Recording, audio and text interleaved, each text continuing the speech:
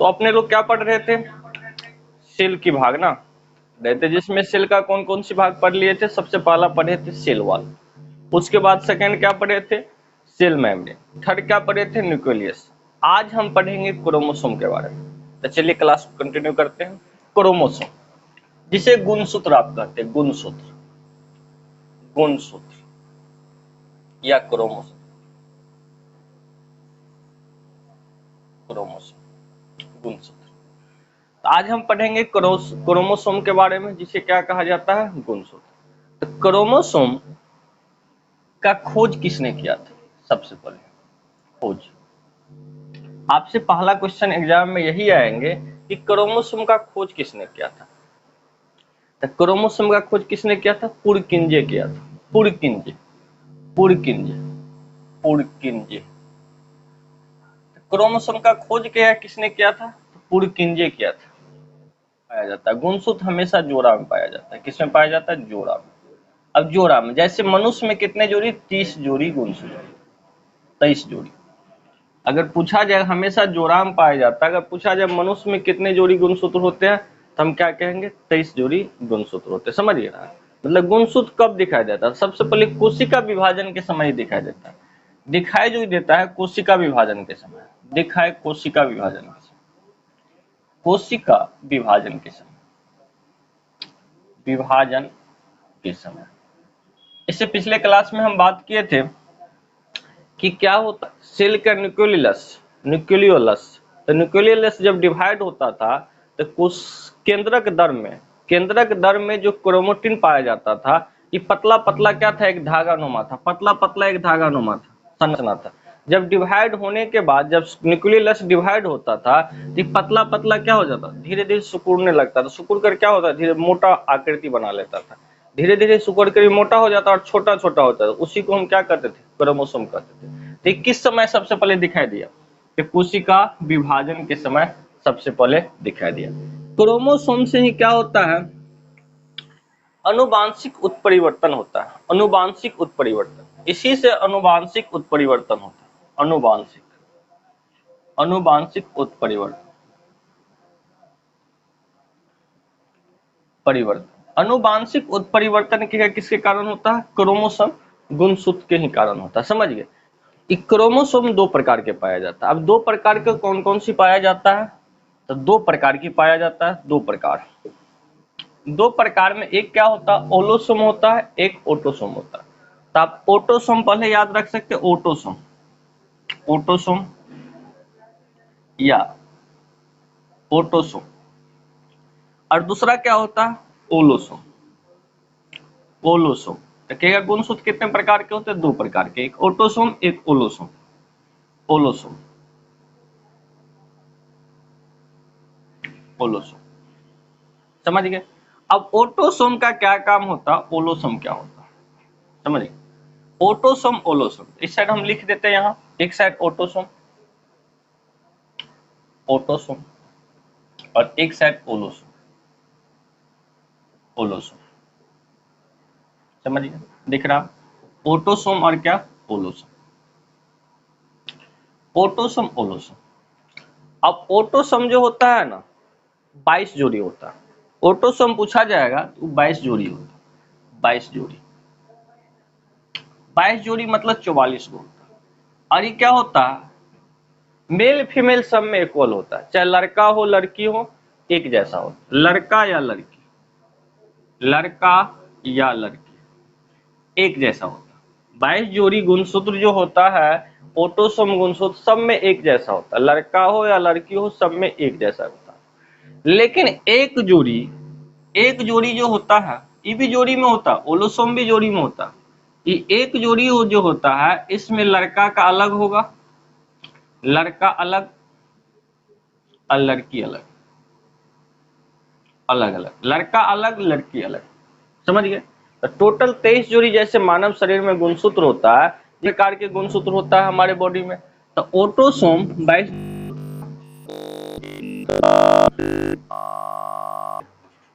सभी जोड़ी में होंगे। तो जिसमें क्या होता है, 22 जोड़ी जो होता है ऑटोसोम होता है, वो लड़का हो या लड़की हो सब में इक्वल होता है, लड़का हो या लड़की क्या हो, सब में इक्वल होते हैं। और ये जो एक जोड़ी होते हैं ये लड़का में अलग होते हैं और लड़की में अलग होते हैं, समझ गए। अब 22 जोड़ी में अगर किसी प्रकार की अगर गड़बड़ी होता है तो यही कहता है अनुवांशिक बीमारी हो जाता है, समझ गए। किसी प्रकार की अगर मान लीजिए एक जोड़ी या एक 22 जोड़ी है तो 21.5 जोड़ी हो जाए, या इसमें किसी भी एक जोड़ी में गड़बड़ी होगा तो अनुवांशिक बीमारी कहा जाता है। इसी से होता है बीमारी, जो अनुवांशिक बीमारी कहते हैं। यही किसमें, ऑटोसोम में कमी के कारण क्या होता है, अनुवांशिक बीमारी होता है, समझिए। अब इसमें जो एक जोड़ी होते हैं तो क्या होता है, तो एक जोड़ी जो मदर की बात किया जाए, मदर की बात किया जाए तो मदर में एक्स और एक्स होता है, और फादर की बात किया जाए फादर में एक्स और वाई होता है। मदर में क्या होते हैं, मदर में आपकी एक्स एक्स होते हैं और फादर में क्या होते हैं, एक्स वाई होते हैं, समझ गए। अगर मान लीजिए लड़का, अभी कोई कहता है लड़का और लड़की कैसे होता है, ध्यान दीजिए। मदर जो है यही ओलोसोम गुणसूत्र ही डिसाइड करता है कि लड़का होगा कि लड़की होगा, समझ गए। तो ओलोसोम में मदर के पास कौन होता है, एक्स एक्स होता है, और फादर के पास क्या होते हैं, वाई वाई। अगर मान लीजिए लड़की के लिए क्या होगा, मदर का तो एक गुणसूत्र आएगा ही, किसी भी कंडीशन में आएगा तो एक्स से आएगा। मदर का एक गुणसूत्र आएगा ही, और एक क्या आ जाएगा, फादर का आ जाएगा। अगर फादर का एक्स आ गया, मदर का भी एक्स और फादर का भी एक्स, तो उस कंडीशन में क्या होता है, लड़की होता है। मदर का भी एक्स और फादर का भी एक्स होता है तो उस कंडीशन में लड़की होता है। अगर मान लीजिए लड़का किस कंडीशन में, अगर मदर का तो एक्स आएगा ही कि दोनों सेम है, और फादर का अगर वाई आ गया तो उस कंडीशन में क्या होता है, लड़का होता है। अगर मदर का एक्स आ गया, फादर का वाई आ गया तो उस कंडीशन में लड़का होता है, समझ गए। अगर मदर का एक्स आ गया, फादर का भी एक्स से आ गया तो उस कंडीशन में क्या होता है, लड़की। तो कहेगा लड़का या लड़की डिसाइड कौन करता है, तो हम क्या कहेंगे, कौन गुणसूत्र डिसाइड करता है, ओलोसोम गुणसूत्र, ओलोसोम। तो हम कह सकते हैं कि ओलोसोम गुणसूत्र क्या करते हैं, लिंग निर्धारण करते हैं। अब ओलोसोम में कौन गुणसूत्र लिंग निर्धारण करेंगे, तो पिता के ओलोसोम गुणसूत्र, पिता के ओलोसोम गुणसूत्र क्या करेंगे, लिंग निर्धारण करेंगे। तो आप यहाँ एक पॉइंट लिख सकते हैं, पिता के ओलोसोम गुणसूत्र क्या करते हैं, लिंग निर्धारण करते हैं। लड़का होगा कि लड़की, ये कौन डिसाइड करते हैं, पिता के ओलोसोम गुणसूत्र डिसाइड करते हैं, समझिए। माता के ओलोसोम गुणसूत्र नहीं डिसाइड करेंगे। तो इसीलिए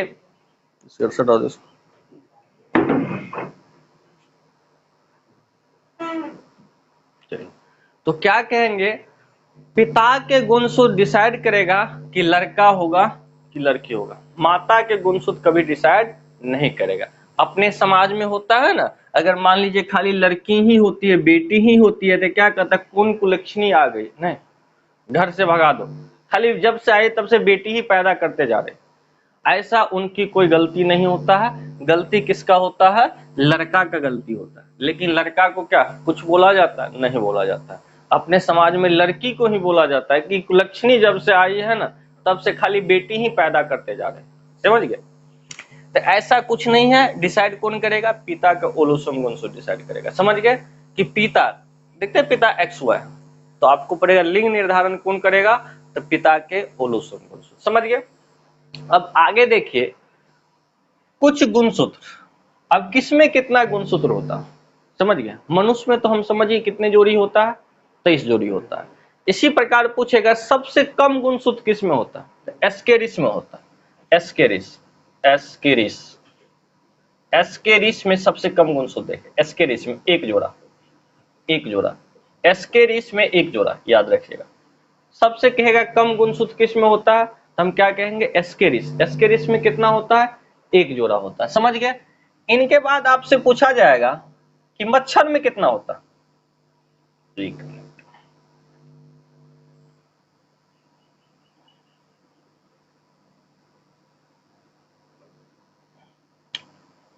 चलिए अलग मार्कर से हम यहां लिख रहे हैं। आपसे पूछा जाएगा मच्छर में कितना होता है, मच्छर में ये 3 जोड़ा, हम जितना भी लिख रहे हैं 3 जोड़ा। मक्खी में कितना होता है, घरेलू मक्खी में जो होता है 6 जोड़ा, समझ गए। मटर में कितना होता है, तो 7 होता है, समझ गए। मटर में कितना होता है, 7 होता है। टमाटर में कितना होगा, टमाटर में 12 होगा, समझ गए। उसके बाद गेहूं में कितना होगा, 21 जोड़ा, गेहूं में 21 होगा, समझ गए। बिल्ली में कितना होगा, बिल्ली में आपके 19 होगा, बिल्ली में 19 होगा, समझ गए। आलू, चिंपैंजी, आलू, चिंपैंजी और तंबाकू, तंबाकू, तंबाकू में जो है कितना होते हैं, 24 जोड़ा होते हैं, समझिए। कुत्ता में कितना होते हैं, 39, कुत्ता में 39 जोड़ा होते हैं, समझ गए। कुत्ता में कितना होंगे, 39। और पूछा जाए हाथी में कितना, 88। तो आपको सब याद दे रखना है, समझिए। तो इसमें आपको याद रख लेना है, सबसे कम एस्केरिस में 1 जोड़ा होता है। मच्छर याद रखना ही है, समझ गए। मटर याद रखना ही है, समझ गए। बिल्ली याद रखना ही है। आलू, चिंपैंजी, तंबाकू याद रखना ही है, समझ गए। कुत्ता और हाथी याद रखना है। और वैसे 2 बार पढ़िएगा तो आपको याद हो जाएगा, समझ गए। किसमें कितनी गुणसूत्र संख्या। अब क्या सर इससे मनुष्य का नहीं लिखे, तो मनुष्य का तो लिखिए दिया है। मानव का कितना होता है, 22 1 23 जोड़ी। मनुष्य का कितना होता है, 23 जोड़ी। मनुष्य का 23 जोड़ी गुणसूत्र, 23 जोड़ी गुणसूत्र होता है, समझ गए। अब पूछेगा सबसे छोटी गुणसूत्र किसकी होती है, सबसे छोटी गुणसूत्र। तो सबसे छोटी गुणसूत्र शैवाल की होती है, सबसे छोटी गुणसूत्र, सबसे छोटी, सबसे छोटी गुणसूत्र। गुणसूत्र पूछेगा किसका होता है, शैवाल का, शैवाल का। सबसे छोटी गुणसूत्र किसका होता है, शैवाल का। अब पूछेगा सबसे लंबी गुणसूत्र किसकी होती है, सबसे लंबी। तो सबसे लंबी पूछा जाए, सबसे लंबी, तो सबसे लंबी होता है आपका ट्राइलिबियम, पादप ट्राइलिबियम। तो सबसे लंबी, अगर लंबी गुणसूत्र पूछा जाए तो हम क्या कहेंगे, ट्राइलिबियम। सबसे लंबी गुणसूत्र पूछा जाए तो क्या कहेंगे, ट्राइलिबियम, समझ गए। तब देखिए एग्जाम के पॉइंट्स आपको इसमें याद क्या रखना। पहला बात तो यही, गुणसूत्र की खोज किसने किया था, तो हम कहेंगे खोज किसने किया था, पुरकिंजे ने किया था। पूछेंगे खोज किसने किया था तो क्या कहेंगे, पुरकिंजे ने। अब कितने जोड़े मनुष्य में गुणसूत्र पाया जाता है, 23 जोड़ी पाया जाता है। कितने पाया जाता है, 23 जोड़ी। अब गुणसूत्र दिखाई कब देता है, तो गुणसूत्र आपको कोशिका विभाजन के समय दिखाई देता है। एग्जाम में क्वेश्चन पहला तो यही, खोजा किसने गुणसूत्र को, तो पुरकिंजे ने। मनुष्य में कितने जोड़ी होते हैं, 23 जोड़ी, समझ गए। अभी दिखाई कब देता है इतने इंपोर्टेंट नहीं है एग्जाम के पॉइंट्स। और पूछेगा अनुवांशिक उत्परिवर्तन। अनुवांशिक उत्परिवर्तन मतलब क्या, वंश में, अनुवंश में क्या करना, परिवर्तन लाना। किसके कारण होता है, गुणसूत्र के कारण। गुणसूत्र कितने प्रकार के होते हैं पूछेगा आपसे, तो क्या कहेंगे, ऑटोसोम, ओलोसोम।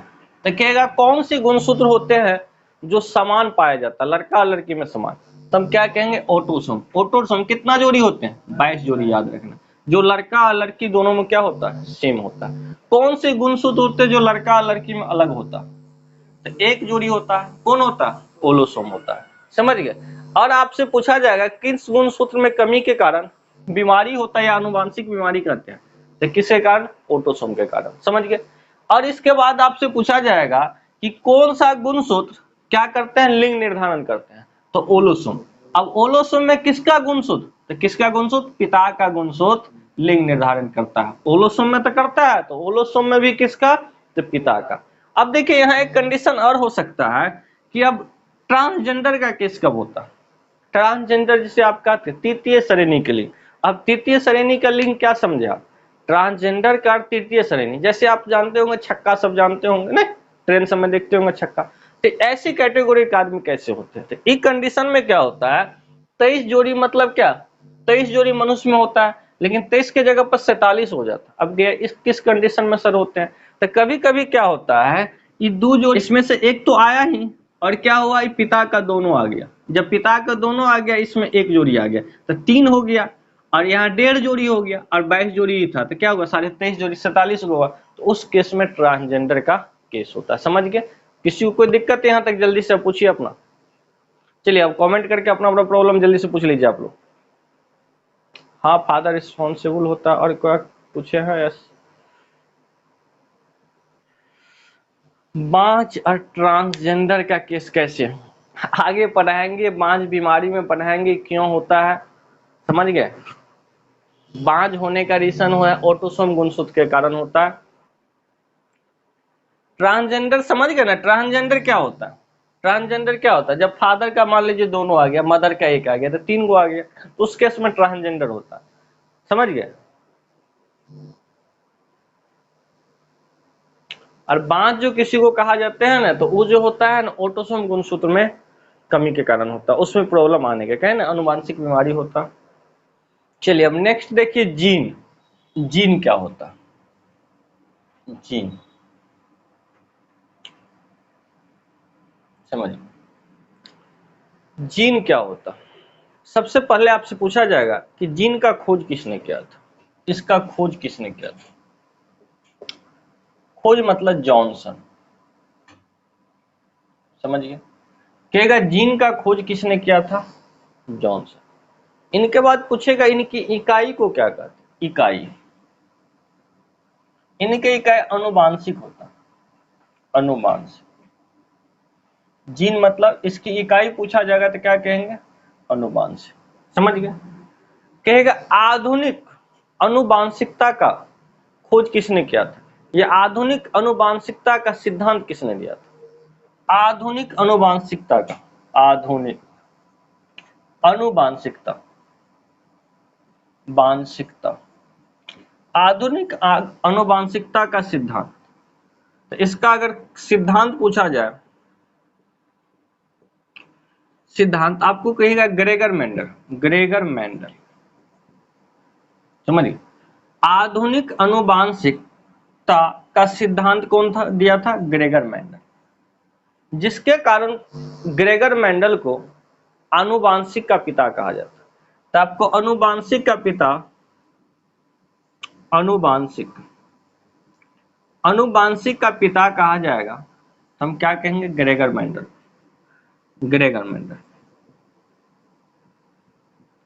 आधुनिक आनुवांशिकता का सिद्धांत किसने दिया था, ग्रेगर मेंडल, जिसके कारण आनुवांशिक का पिता अगर आपसे पूछा जाए तो क्या कहेंगे, ग्रेगर मेंडल। अब जो है ये आपकी ग्रेगर मेंडल, जीन जो है क्या है, ये डीएनए का एक खंड है, एक टुकड़ा है छोटा सा। अब देखिए डीएनए आप पढ़े थे, ये क्या था आपकी, डीएनए था, नहीं था, जिसमें कौन कौन बेस हुआ करते थे, ये क्या था, डीएनए, जिसमें ए डबल वन टी थे, सी ट्रिपल वन जी थे, मतलब एडिनिन, थायमिन और साइटोसिन, गुआनिन, समझ गए। तो इसमें क्या है, ये जो है ना इनकी आकृति एक फूल जैसी है, तो इनके एक खंड एक टुकड़ा को जीन कहते हैं। डीएनए के खंड या टुकड़ा को हम क्या कहते हैं, जीन। तो जहां बहुत सारे जीन हो, जीन के कुल समूह को पूछा गया क्वेश्चन एग्जाम में, जीन के कुल समूह के कुल समूह को, कुल समूह को जीन पूल कहा जाता है, जीन पूल, जीन पूल कहा जाता है। जैसे जीन मान लो डीएनए है, इनके कुल समूह को, इसको हम क्या कहते हैं, जीन पूल कहा जाता है, जीन पूल, समझिए, जीन। तो कहिएगा जीन के कुल समूह को क्या कहते हैं हम, जीन पूल कहते हैं, समझ गए। और एक चीज और इसमें याद रख लीजिएगा, अब पूछेगा आपकी इसके आकार कैसा होता है, जीन की आकार कैसा होता है। अगर आकार की बात किया जाए, चलिए यहाँ लिख देते हैं, यहाँ से आकार, आकार पूछा जाए तो सर्पाकार होता है, सर्पाकार, आकार जो होता है सर्पाकार, समझ गए। आकार पूछा जाए कैसा होता है तो हम क्या कहेंगे, सर्पाकार। इसमें आपको क्या क्या याद रखना है, देखिए एग्जाम के व्यू से पहला पॉइंट यही याद रखना है कि खोज किसने किया था, जॉनसन, समझ गए। इसकी इकाई को क्या कहते हैं, जीन के इकाई को क्या कहा जाता है, अनुवांशिक कहा जाता है। उसके बाद एग्जाम में क्वेश्चन आएगा आधुनिक अनुवांशिकता का सिद्धांत किसने दिया था, हम कहेंगे ग्रेगर मेंडल ने दिया था। आधुनिक अनुवांशिकता का सिद्धांत किसने दिया था, तो ग्रेगर मेंडल। तो अनुवांशिक का पिता किसे कहता है, तो ग्रेगर मेंडल को, अनुवांशिक का पिता। जीन के कुल समूह के क्या कहते हैं, जहां बहुत सारे जीन एकत्र हो जाए तो उसे क्या कहते हैं, जीन पूल कहते हैं, समझ गए। और जीन क्या है, एक डीएनए का खंड है, समझ गए। इसका आकार क्या होता है, तो सर्पाकार होता है। समझ गए? इससे ज्यादा क्वेश्चन इससे नहीं बनेगा। अब नेक्स्ट हम पढ़ेंगे इससे आगे जीन के बाद माइटोकॉन्ड्रिया के बारे में, जिसे सूत्रकणिका। तो जल्दी से इसको नोट कीजिए। चलिए तब नेक्स्ट देखिए माइटोकॉन्ड्रिया, जिसे सूत्रकणिका कहा जाता है। सूत्रकणिका, सूत्रकणिका या माइटोकॉन्ड्रिया, माइटोकॉन्ड्रिया, सूत्रकणिका, माइटोकॉन्ड्रिया। देखिए आप सेल पढ़े थे, इस सेल था क्या, सेल। सेल के अंदर क्या देखे थे, सेल में सबसे बाहरी भाग क्या था, सेल वॉल। ये बाहरी भाग क्या था, सेल वॉल, कोशिका भी थी। और ये अंदर वाला पार्ट क्या पढ़े थे कि ये अंदर वाला पार्ट आपका जो था, अंदर वाला पार्ट, ये क्या था, सेल मेम्ब्रेन। इस पार्ट को क्या कहा जाता था, सेल मेम्ब्रेन। अब इनके अंदर, इस सेल के अंदर क्या है, चलिए इसको हम लिख देते हैं। इसको हम कोशिका भित्ति कहा, कोशिका भित्ति, कोशिका भित्ति। ये वाले पार्ट को कोशिका झिल्ली, कोशिका झिल्ली कहते हैं। समझिए। अब इनके अंदर जो होते हैं, इनको दर्भ कहा जाता है। क्या कहता है, कोशिका दर्भ। इसके अंदर कोशिका दर्भ, कोशिका दर्भ, इसके अंदर कोशिका दर्भ। इसी कोशिका झिल्ली में जो है ना, कोशिका झिल्ली के बगल में और एक कोशिका दर्भ में एक आकृति होता है इस टाइप का, जिसे हम माइटोकॉन्ड्रिया कहते हैं। माइटोकॉन्ड्रिया या सूत्रकणिका, इंग्लिश नाम है माइटोकॉन्ड्रिया, समझ गए। लेकिन एग्जाम ऐसे हिंदी में डायरेक्ट लिख देगा, समझ गए। इससे माइटोकॉन्ड्रिया कहते हैं। तो माइटोकॉन्ड्रिया क्या कहेगा कि कोशिका दर्भ में, माइटोकॉन्ड्रिया कहाँ स्थित है, तो आपको कहना है कोशिका दर्भ में, कोशिका दर्भ में दोहरी झिल्ली से घेरा जाता है। दोहरी, दोहरी झिल्ली से, कोशिका झर में दोहरी झिल्ली से घिरा जाता, घिरा जाता। तो समझ गए। तो माइटोकॉन्ड्रिया कहाँ होता है, कोशिका दर्भ में दोहरी झिल्ली से घिरा रहता है, उसे ही हम क्या कहते हैं, माइटोकॉन्ड्रिया कहते हैं। तो समझ गए, बाहर वाला भाग क्या था, कोशिका भित्ति, सेल वॉल। समझिए। इनके बाद इसके अंदर वाला भाग क्या था, सेल मेम्ब्रेन, जिसे कोशिका झिल्ली कहा जाता है। इसके अंदर जो दर्भ था ना, इसी में क्या होता था, माइटोकॉन्ड्रिया। तो इसी दर्भ में आपको गुणसूत्र भी होता है। तो मान लीजिए इसको गुणसूत्र, अभी पढ़े थे इससे पीछे गुणसूत्र के बारे में। तो इसी दर्भ में क्या होता है, गुणसूत्र भी होता है। तो सबसे पहले हम माइटोकॉन्ड्रिया की खोज किसने किया था, इनके बारे में जाने। खोज किया था अल्टमैन, अल्टमैन। खोज पूछा जाएगा अल्टमैन कब किया था, तो 1886 में। कहेगा माइटोकॉन्ड्रिया का खोज किसने किया था, तो अल्टमैन किया था। कब किया था, 1886 में। लेकिन इसका नाम नहीं दे पाया अल्टमैन। नाम कहेगा किसने दिया था, तो नाम बेंडा ने दिया था, बेंडा। नाम पूछेगा किसने दिया था, बेंडा। तो सूत्रकणिका या माइटोकॉन्ड्रिया का खोज किसने किया था, तो अल्टमैन किया था। कब किया था, 1886 में। अगर कहेगा नाम किसने दिया, तो आपको क्या याद रखना है, नाम की बात आए तो याद रखना है क्या, बेंडा ने नाम दिया। तो कहेगा नाम किसने दिया, तो बेंडा ने दिया। ये कोशिका का दूसरा सबसे बड़ा भाग है, कोशिका का दूसरा सबसे बड़ा भाग, कोशिका, कोशिका का दूसरा सबसे बड़ा भाग, दूसरा बड़ा भाग, बड़ा भाग। पहला कौन था, जल्दी से कमेंट कीजिएगा। चलिए, तो कोशिका का यह क्या है, दूसरा सबसे बड़ा भाग है। समझ गए। तो पूछा जाए कोशिका का दूसरा सबसे बड़ा भाग, तो हम क्या कहेंगे, सूत्रकणिका या माइटोकॉन्ड्रिया। इसे कोशिका का शोषण स्थल कहा जाता है। कोशिका का शोषण स्थल, कोशिका का शोषण स्थल, शोषण स्थल कहा जाता है। समझिए, कोशिका का शोषण स्थल कहा जाता है। अब क्यों कोशिका का शोषण स्थल कहा जाता है, समझिए। चलिए ध्यान दीजिए। देखिए, कोशिका का शोषण स्थल पूछा जाए तो हम कहेंगे माइटोकॉन्ड्रिया। क्यों, तो देखिए हमारे बॉडी जो है, काम करने के लिए बॉडी को क्या चाहिए, एनर्जी चाहिए, ऊर्जा चाहिए ना। तो बॉडी को ऊर्जा नहीं मिलना चाहिए, बॉडी को क्या चाहिए, काम करने के लिए ऊर्जा चाहिए, एनर्जी चाहिए ना। तो बॉडी को नहीं चाहिए, बॉडी को सेल को चाहिए। तो सेल को क्या है, ऊर्जा चाहिए, एनर्जी चाहिए वर्क करने के लिए। तो सेल को एनर्जी मिलेंगे तो ही वर्क करेंगे। तो सेल देखिए किस टाइप से अपनी एनर्जी ऊर्जा लेते हैं। तो सबसे पहले देखिए C6H12O6 ग्लूकोज, सब जानते हैं C6H12O6 ग्लूकोज हुआ। ये जब क्या करता है, ऑक्सीजन से रिएक्शन करता है, तो हमको क्या बनता है, कौन सी प्रोडक्ट, तो आपको 6CO2 plus 6H2O plus ATP। ATP जानते हैं क्या होता है, एडिनोसिन ट्राइफॉस्फेट, समझ गए। एटीपी क्या होता है, एडिनोसिन ट्राइफॉस्फेट। तो एटीपी के रूप में ऊर्जा क्या होता है, माइटोकॉन्ड्रिया में स्टोर हो जाता है। एटीपी के रूप में ऊर्जा क्या होता है, माइटोकॉन्ड्रिया में स्टोर हो जाता है, समझ गए। तो कहेगा ऊर्जा किस रूप में स्टोर होता है, तो एटीपी के रूप में। कहाँ स्टोर होता है, माइटोकॉन्ड्रिया को। तो क्या कहा जाता है, कोशिका का शोषण स्थल कहते क्या कहेंगे, माइटोकॉन्ड्रिया का। और शोषण स्थल के साथ साथ ऊर्जा जब स्टोर होता है तो क्या कहता है, पावर हाउस, ऊर्जा का पावर हाउस उसे कहा जाता है, पावर हाउस, ऊर्जा का पावर हाउस।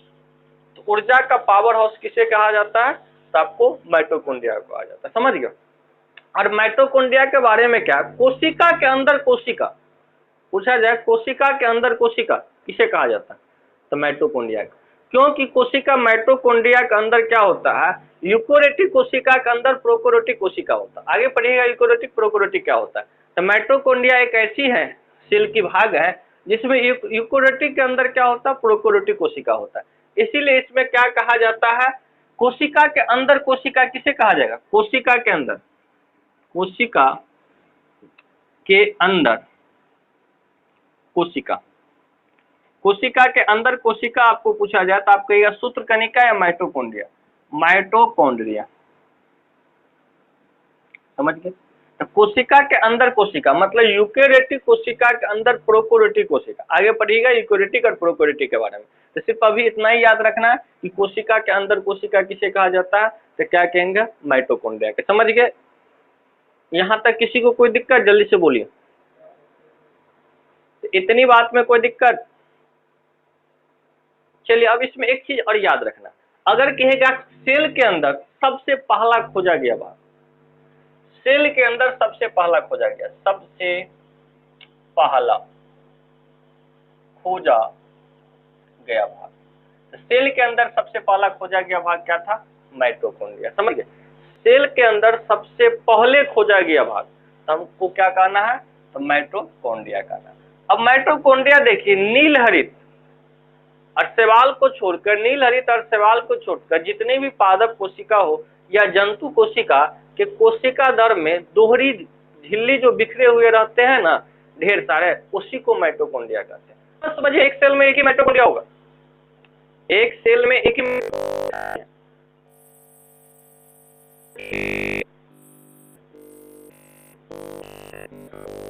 मतलब जितने भी कोशिका द्रव है, कोशिका द्रव के अंदर दोहरी झिल्ली हुई बिखरी हुई रहती है, इस दोहरी झिल्ली को हम क्या कहते हैं, माइटोकॉन्ड्रिया कहते हैं, या माइटोकॉन्ड्रिया सूत्रकणिका, समझ गए। किसी को कोई दिक्कत, अब जल्दी से आप कमेंट करके पूछ लीजिए किसको कोई परेशानी है, जल्दी से कीजिए। चलिए अब इससे आगे नेक्स्ट क्लास में पढ़ेंगे, समझ गए। तब इससे आगे नेक्स्ट क्लास में पढ़ेंगे। चलिए, thank you all of you.